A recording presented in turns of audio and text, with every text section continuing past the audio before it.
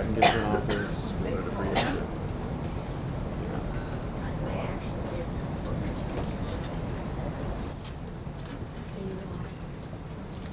Good afternoon, everybody. Good afternoon. Nice to see you on this beautiful fall afternoon. We are now on day 35 of the Democrat government shutdown. The Democrats' obstructionism will break the record for the longest government shutdown in American history tonight.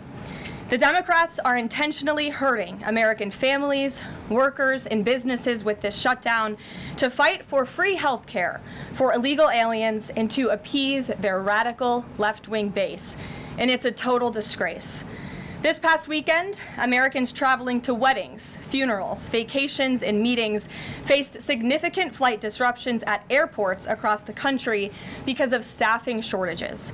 On Sunday alone, more than 5,000 flights traveling to and from U.S. airports were delayed. Since the Democrat shutdown began, 4 times as many staffing shortages have been reported at air traffic control facilities compared to last year.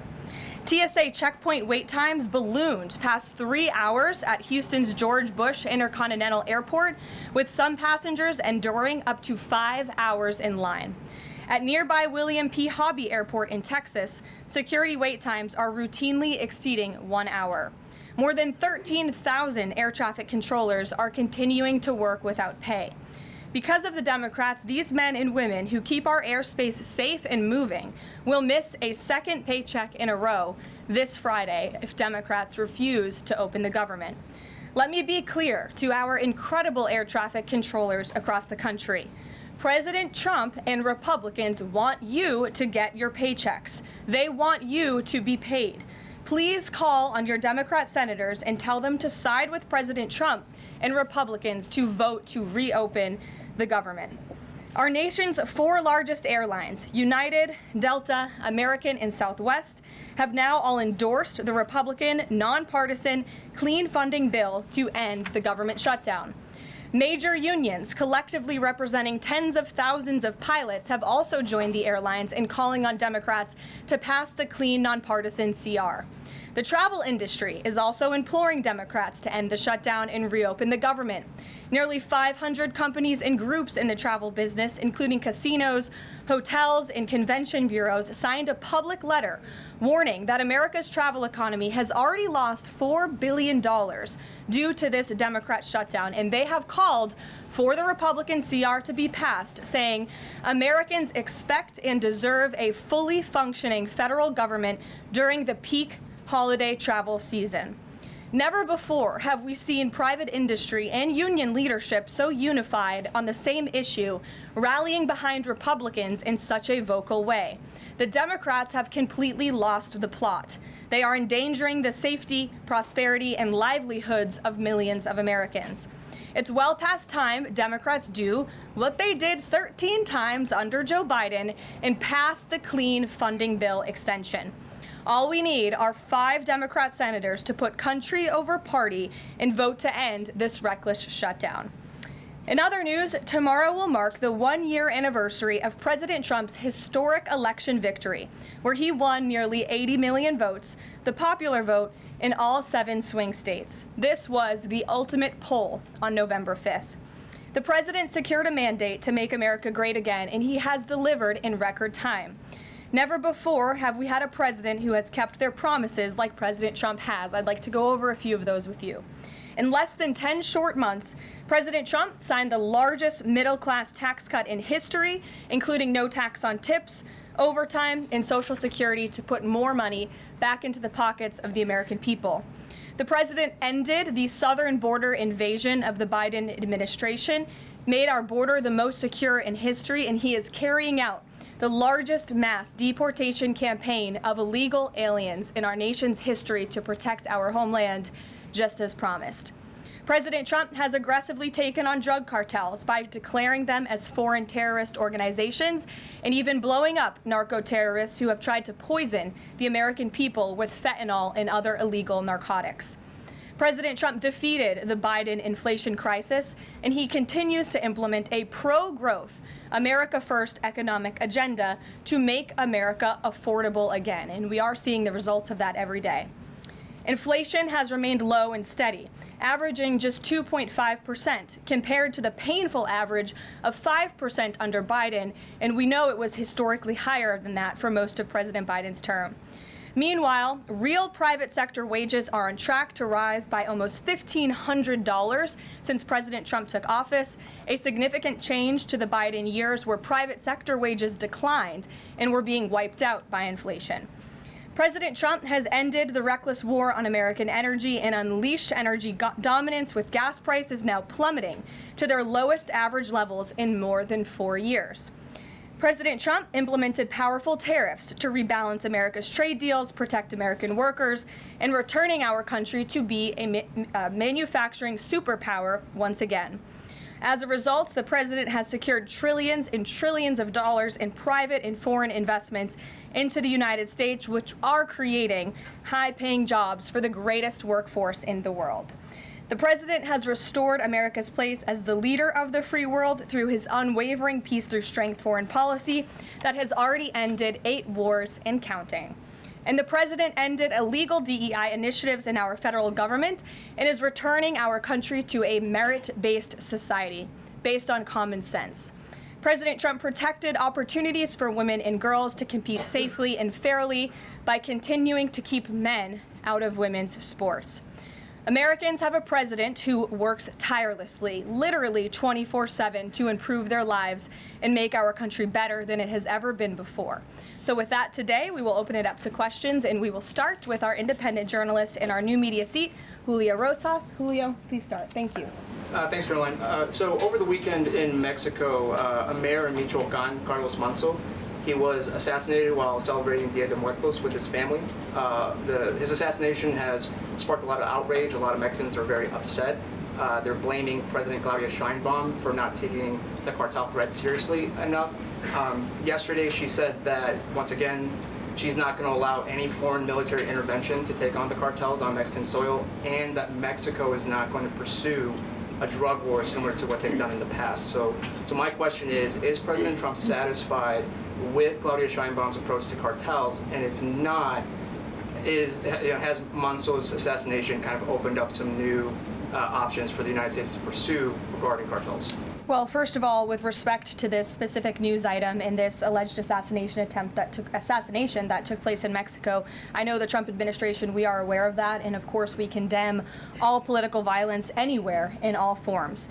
As for Claudia Sheinbaum and the president's relationship with her, I think he has a lot of respect for her as president of Mexico, and he also really appreciates the coordination that she has provided to the Trump administration. I can't speak for her and what she's doing internally in her country. I can speak for the president in saying we are continually pushing Mexico to do more to tackle the drug trafficking and the drug cartels within their country, and we are working with them in any way that we can. And the president has obviously used the full range of executive options in his authorities to crack down on drug trafficking at our southern border and to designate these cartels as foreign terrorist organizations and additional actions as well. Just one more question. Sure. So at the Antifa roundtable that we were at just last month, myself and the other panelists made the recommendation to the president for, speaking of foreign terrorist organizations, to have Antifa not just be domestic terrorist organization, but be designated as a foreign terrorist organization since they have cells in other countries. He mentioned to Secretary Rubio, because he was in the room at the time, to look into that. So I just wanted to see if there's an update on that. Sure.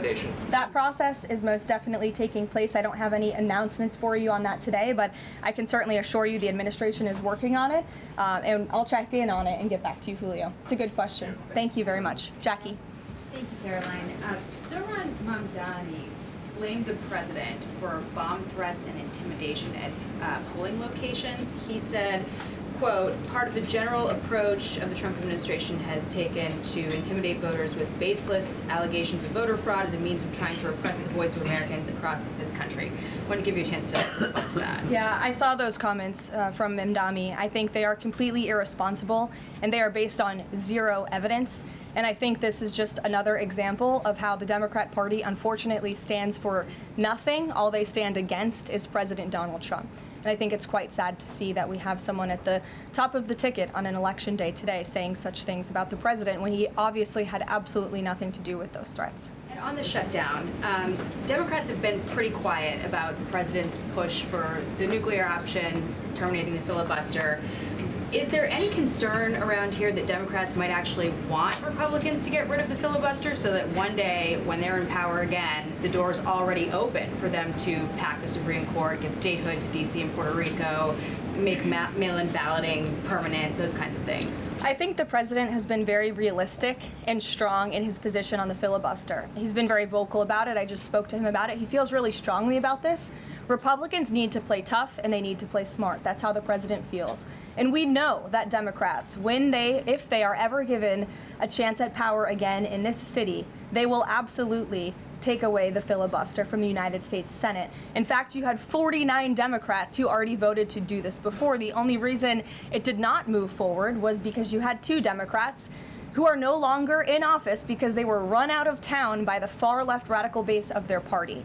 And so President Trump is quite clear on this. He wants to see Republicans move as many good pieces of legislation for our country forward in the next 3 years of his administration as they possibly can. And the filibuster is one means to doing that. Talked to Johnson and Thune about it. I know that they had both voiced some opposition. Have there been any conversations with them? He has. He's made his position to them very clear, both publicly and privately. Ouija.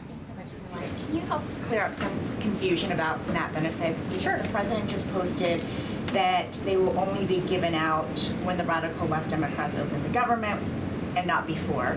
But just yesterday, the administration said it would comply with a court order to expend the full amount of SNAP contingency funds by end of business day yesterday. So did the administration distribute that money or defy that court order? No, the administration is fully complying with the court order. I just spoke to the president about it. The recipients of these SNAP benefits need to understand it's going to take some time to receive this money because the Democrats have forced the administration into a very untenable position. We are digging into a contingency fund that is supposed to be for emergencies, catastrophes, for war. And the president does not want to have to tap into this fund in the future, and that's what he was referring to in his Truth Social post. So the Department of Agriculture, as for the latest SNAP payment in the judge's order, put out guidance to states today on how to get that money to the recipients of SNAP, but it's going to take some time. The best way to get the full amount of SNAP benefits to those beneficiaries is for Democrats to reopen the government. So to anyone who is a SNAP beneficiary at home who needs that assistance, and the president was just saying, this is for people who are truly needy, who need food, who need this assistance from the United States government. Democrats are holding it up and making it difficult for the administration to get those payments out the door. So if you are at home and you want your SNAP benefits, call the Democrats and tell them to reopen the government. Blocking that contingency fund for the future if this shutdown lingers on? Look, the president does not want to have to continue to dip into a contingency fund that doesn't even have enough money, by the way, to fund the full program. It takes $9 billion to get the full scale of the benefits out the door. This contingency fund only has about $5 billion in it. So again, Democrats need to reopen the government so we can get these benefits out the door for people who truly need them. Kate. Thanks. The president suggested that if Mamdani wins, that he would cut federal funding to New York. How much funding would be impacted? What would be impacted there? Well, look, we won't get ahead of the election results, nor will I speak to what the president may do in the future. We'll see how tonight goes, and then I'll let him speak on it further. And why did the administration exclude Democratic lawmakers last week? There was a briefing about U.S. strikes on alleged drug trafficking boats. Why were those Democrats excluded?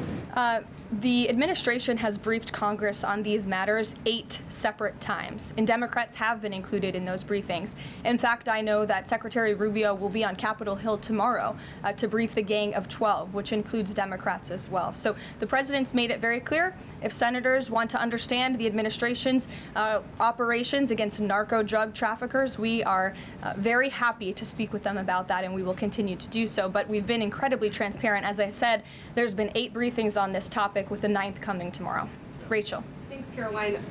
There's been some reporting out there about the possibility of furloughed workers not getting back pay. We know that the president signed that bill into law in his first term.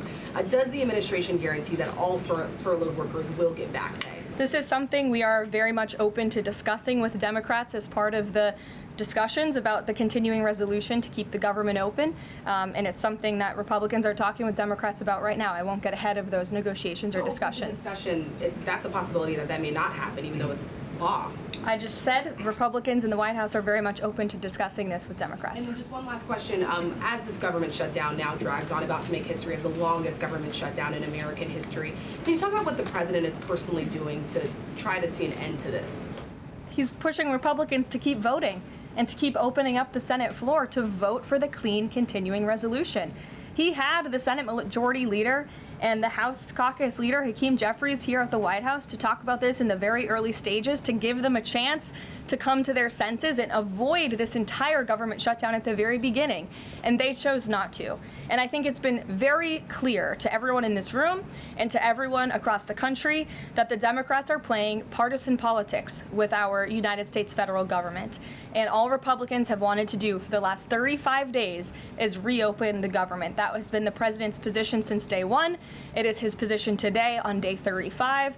And all we need are 5 common sense Democrats with have a little bit of courage and come to the table and vote with Republicans. I saw Senator John Fetterman on television last night saying that he hopes more folks in his party will step up. And we certainly agree with him on that point. Sure. Caroline, the president posted on True Social that the voting underway in California is, quote, rigged. What evidence does he have of that, and what does it mean that mail-in ballots in that state are under legal and criminal review? By whom and why? And also, in this vein, does the White House still plan to issue an executive order banning mail-in voting, and what legal authority do you have to do that? The White House is working on an executive order to strengthen our elections in this country and to ensure that there cannot be blatant fraud, as we've seen in California with their universal mail-in voting system. It's absolutely true that there's fraud in California's elections. It's just a fact.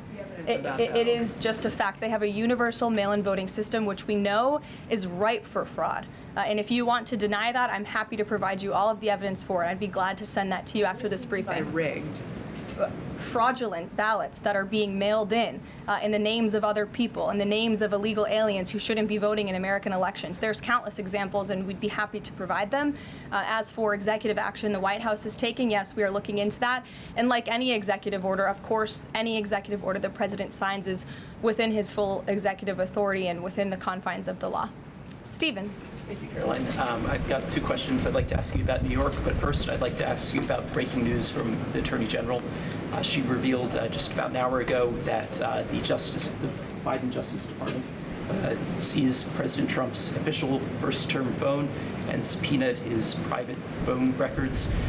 Do you have a reaction to that? And also, do we know if they actually got those private call records? I saw the Attorney General's post on that. For additional questions, I would refer you to the Department of Justice, but I think this is just further evidence of the egregious overreach and weaponization of government that took place under the previous White House against then former President and now President Donald J. Trump. It was a clear effort by the Biden White House and the Biden DOJ to go after the president, and this is just further evidence of that. On New York, we've seen the president's messages that he's put out, but could you describe how he's feeling as a New Yorker watching this election? Well, the president is a New Yorker and he loves New York. It is his home. He talks about that all of the time, and he's made his thoughts on this election quite clear, I think, himself. In the back, yes, go ahead. Thank you. Over the weekend, there were reports. I was going to you in the green, but go ahead and then you can have your question. Thank you. Over the weekend, there were reports that President Trump was due to host President of Syria, Ahmad al-Shara, on Monday. Do you have any preview for that meeting? Is he expected to invite him to join the U.S.-led anti-ISIS coalition? I can confirm that that meeting will be taking place here at the White House on Monday, and this is part of the president's efforts in diplomacy to meet with anyone around the world in the pursuit of peace. And as you know, when the president was in the Middle East, he made the historic decision to lift sanctions on Syria to give them a real chance at peace. And I think the administration, we've seen good progress on that front under their new leadership. And so he will be here at the White House on Monday, and I'll let the president speak further on it on Monday. Yes, go ahead. Thank you, Caroline. I was just curious, you had mentioned there that President Trump, as we know, has been speaking with Republican leaders in Congress about reopening the government. Is he involved in any other negotiations, and is he prepared to sign something if a deal does come out by the end of this week? On top of that, with SNAP benefits, does he have any authorities or considering any authority there to release more funds to help people who are desperately needing these benefits? So look, I think I've already answered the question on SNAP. We're complying with the court's order, and we're getting that partial payment out the door as much as we can and as quickly as we can, but it's going to take some time because, again, this is a prorated payment that we're tapping into a contingency fund for. The best way to get those payments out the door is for Democrats to reopen the government. But yes, the president is in constant communication with his friends on Capitol Hill. They know, they call, he answers, he picks up the phone. He's a very transparent president in that way. And as soon as the Democrats pass the clean continuing resolution, President Trump will be here to sign it. Michael. Thank you, Caroline. President Trump has threatened to go into Nigeria guns a-blazing if Nigeria's government does not stop the killing of Christians in that country. Has the White House heard back from Nigeria's government on this threat? As the president stated, Michael, if the Nigerian government continues to allow the killing of Christians, the United States will immediately stop all aid and assistance to Nigeria and may take action to wipe out the Islamic terrorists who are committing these horrible atrocities, especially against innocent women and children. I don't have any further announcements on that for you today, but I can assure you the President of the United States is watching this situation unfold very closely, as is our Secretary of State, Marco Rubio. Question, Caroline. President Trump has endorsed Andrew Cuomo in New York City's mayoral race. He has not by name endorsed Winsome Sears in Virginia's gubernatorial race. Why is that?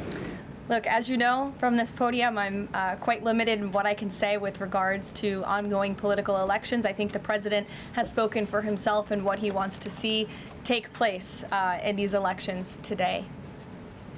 Lalit. Thank you. I would like to ask you about India-US relationship. What is President's thoughts on the future of India-US relationship? I'm sorry, Lalit, can you repeat that? What is President's thoughts on future of India-US relationship?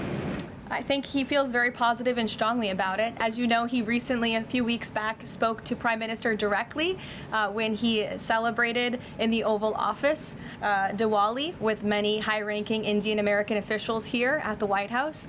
We have a great U.S. ambassador to India in Mr. Sergio Gore, who will represent our country very well.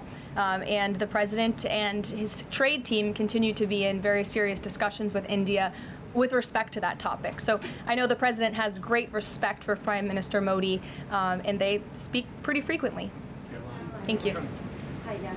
The air traffic controller crisis ongoing. Secretary Duffy said he will now start to cancel and ground flights next week to maintain safety. Should people fly next week given this new information, and is the administration encouraging people to stop flying altogether and look at alternative transportation modes? The administration is encouraging Democrats to reopen the federal government so this chaos and disruption to our air traffic control system in the United States of America stops. It is ridiculous that we have even gotten to this place and that the Democrats have continued to shut down the government with 35 days, our air traffic controllers continuing to work unpaid, every single major airline in our country coming out and begging the Democrats to please reopen the government. And you had a Democrat staffer who was quoted, I believe in Politico a few weeks back, saying, short of planes falling out of the sky, we are not going to reopen the government.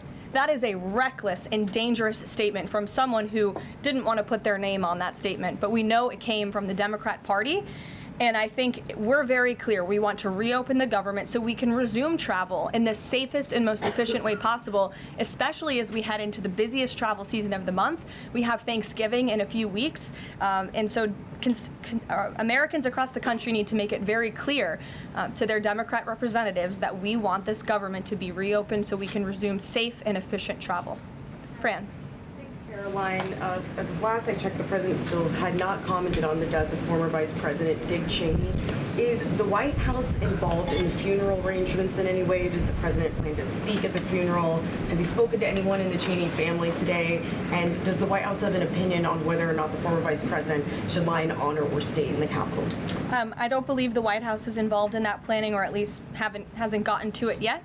I know the president is aware of the former vice president's passing, and as you saw, flags have been lowered to half staff in accordance with statutory law. Jasmine. Thank you. Back on the question of the filibuster, how much political capital is President Trump willing to expend to get Republicans to do what he's asking? I mean, will we see him at the Hill? Will he be calling folks over here? What exactly is President Trump planning to do outside of these true socials and maybe some of these private conversations to get Republicans to fall in line? Look, I think you'll see.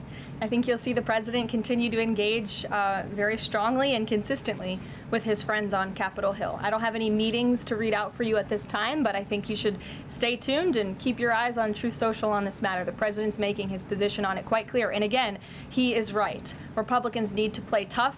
We know that this is what the Democrats will do if they are ever given the keys to power again. And he wants to pass as many good pieces of legislation as we possibly can for our country and for our people. That includes election integrity reforms. It includes additional tax policy. It includes, fixing our immigration system further in ways that only Congress can. And the president fears with a Democrat Party that is so radical and opposes everything he does and everything he says, this is the only option for Republicans to move forward. Karen. In a second question, President Trump said to CBS in the 60 Minutes interview that he did not know the Binance founder, which he pardoned. What exactly did he mean for that? I know it caused He a means bunch he of does not know him personally. He means he does not have a personal relationship with this individual.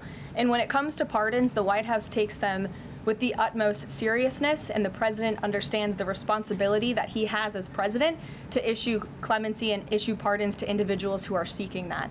That's why we have a very thorough review process here that moves with the Department of Justice and the White House counsel's office. There's a whole team of qualified lawyers who look at every single pardon request that ultimately make their way up to the President of the United States. He's the ultimate final decision maker, and he was very clear when he came into office that he was most interested in looking at pardoning individuals who were abused and used by the Biden Department of Justice and were over-prosecuted by a weaponized DOJ.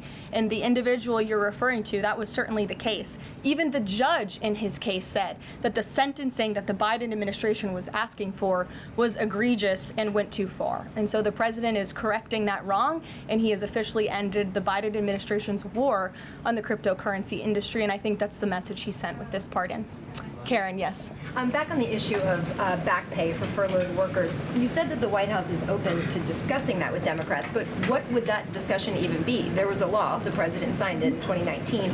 What could a discussion look like? Why is that even open for discussion? Look, Karen, as I said, Republicans are talking about that with Democrats right now, and I don't want to get in the middle of those sensitive conversations. But as we've complied with the SNAP order, the White House, the administration is always going to comply with the laws. We're always going to comply with the ruling of judges across the country. But the Republicans are discussing this matter with Democrats right now. Why would there even be a consideration of not paying those workers? Tom Dempsey with News Nation. Big day in the Supreme Court tomorrow with President Trump's tariff policy facing a legal challenge. What's at stake with that case? And if the Supreme Court rules against the Trump administration, what is Plan B for trade policy? I'll tell you, the White House is always preparing for Plan B. It would be imprudent of the president's advisors not to prepare for such a situation. With that said, we are 100% confident in the president and his team's legal argument in the merits of the law in this case, and we remain optimistic that the Supreme Court is going to do the right thing.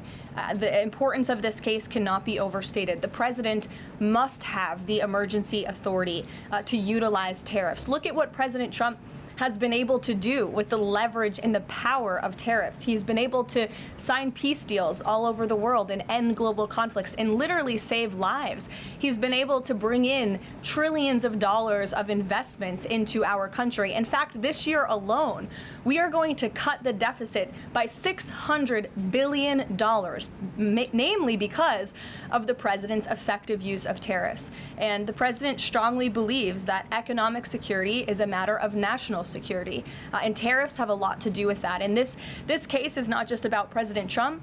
It's about the use of this emergency authorization for tariffs for future presidents and administrations to come. And we're confident and hopeful that the Supreme Court will do the right thing. Kristen. Why did President Trump get an MRI during his recent visit to Wall Street? Look, as President Trump said, he would inquire with the physicians. I'll check back on that.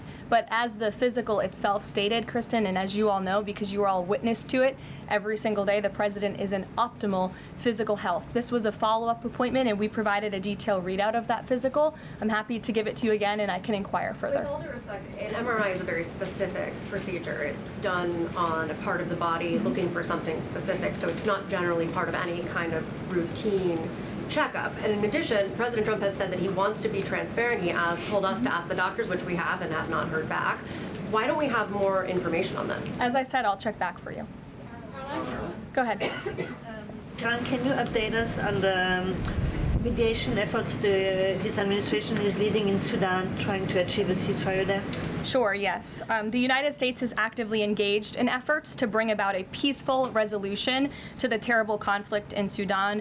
We remain committed to working with our international partners, including Quad members, Egypt, Saudi Arabia, the UAE, as well as others, to lead a negotiated peace process that addresses both the immediate humanitarian crisis and the longer-term political challenges. I actually spoke with Secretary Rubio about this morning, as of course there's been, kind of an uptick in recent reporting on the matter, and he assured me that the administration is very much engaged. We're in pretty frequent communication with those Arab partners that I just mentioned, and we want to see this conflict come to a peaceful end, just as we have with so many others, but the reality is it's a very complicated situation on the ground right now. Yes. Hi, yes. Just trying to go back into the subject of Mexico. Is the Trump administration planning to send U.S. troops to Mexico to combat drug cartels, as reported by other outlets? That's not something I would confirm from this podium if it were happening, so I will not comment on that. Eamon. Thank you, Caroline. Why did the president decide not to go to the Supreme Court tomorrow? He had indicated earlier that he might want to go and attend in person.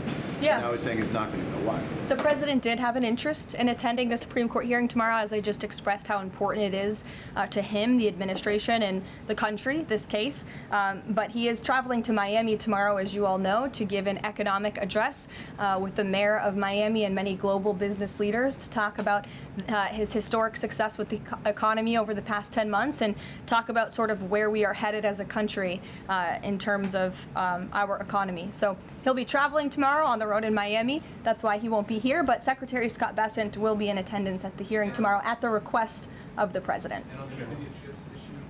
He has said that he doesn't want to export the high-end NVIDIA chips to China, but the Wall Street Journal reported yesterday that there was some question about whether the president would raise this as a possible concession with the Chinese side during his meeting with Xi Jinping. So does the White House consider NVIDIA chip exports to China to be a closed issue right now, or is this an ongoing negotiation between the United States, China, and NVIDIA at this point? The president has made his position on this very clear, both to the Chinese and also to all of you. He's answered this question directly. As for the most advanced chips, the Blackwell chip, that's not something we're interested in selling to China at this time. Annie. Does the president think that the results of the Virginia or New Jersey gubernatorial races tomorrow, or statewide races tomorrow, will in any way reflect a voter sentiment towards his administration? Look, Annie, I'm not at liberty to talk about the election results, and I certainly won't get ahead of them. I'm not going to engage in hypotheticals that may or may not happen tonight. We'll have to watch and see. And I'm sure you'll hear directly from the president tomorrow on that point. Quickly on SNAP, just really quickly, is there anything that prompted the president's tweet this morning? Because it did seem quite different from some of his other communications about SNAP.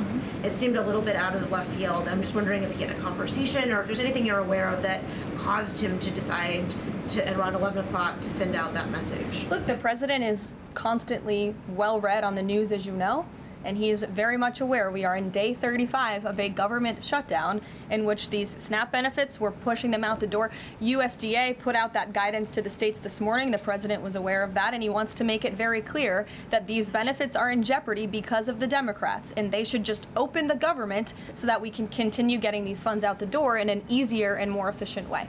There's some new reporting that just dropped a few minutes ago that the Trump administration is negotiating with the makers of Ozempic to sell some weight loss drugs for $149 a month. That's according to the Wall Street Journal. Do you have any more information on that? Can you confirm that? I think the president has said himself in previous most favored nations announcements that this is something that the administration has been engaged in and looking into.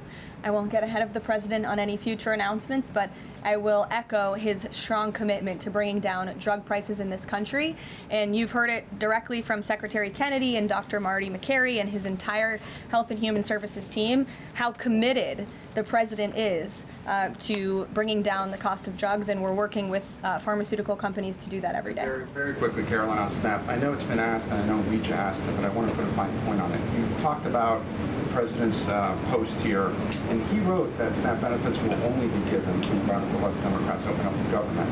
I understand your previous answers, but as written, how would that not violate the court order as it's written? I've now answered this question several times, Gabe. We are complying with the court's order.